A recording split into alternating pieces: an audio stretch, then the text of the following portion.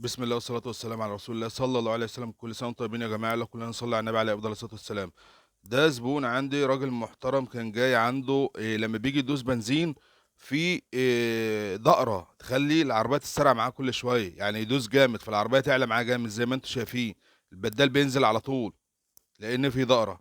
زي ما انا وريتكم قبل كده، بيبقى الاكس بتاع البوابة في سنة بوش بتعمل هي الدقرة دي. علاجها ايه؟ بقوم جاي مهوي الصامولة اللي هي بتاعة المسمار الثابت بتاع المشط التروم بتاع مشط البوابة. هويت، اقوم جاي رابط سنة صغيرة بحيث ان انا اضيع البوش اللي في الاكس. بص بقى الفرق هنا، الاول كان في دقرة، دلوقتي بص البدال سلس معايا. تمام يا حاج، جرب. قال لي تمام الحمد لله، كده الدقرة راحت.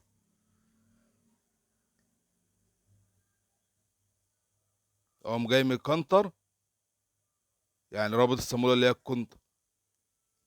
والله الموضوع ده ساعات بيدوخ ناس كتير، وبص حله بسيط.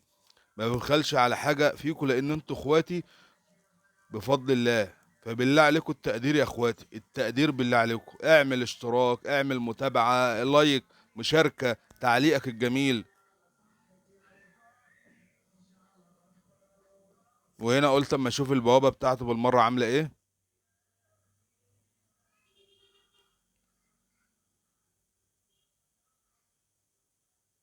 لازم اتأكد ان الار بي ام بتاعي 90% مظبوط بعد ما بعمل سنة البوش دي. وهنا قلت اشوف البوابة عنده عاملة ايه، لقيتها الحمد لله كويسة. بس زي ما انتم شايفين البوابة وسخة جدا، وانا من طبعي ما بنضفش البوابات دي. ليه بقى؟ لان انا لو نضفتها هدخل عميل في بوابة جديدة.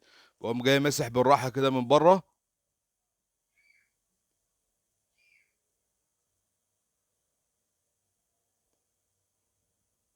كده لقيت البوابة تمام. العربية دايرة اهي، يا دوبك سديت الفتحة بتاع مجرى الصلانسيه، العربية بطلت. كده البوابة تمام.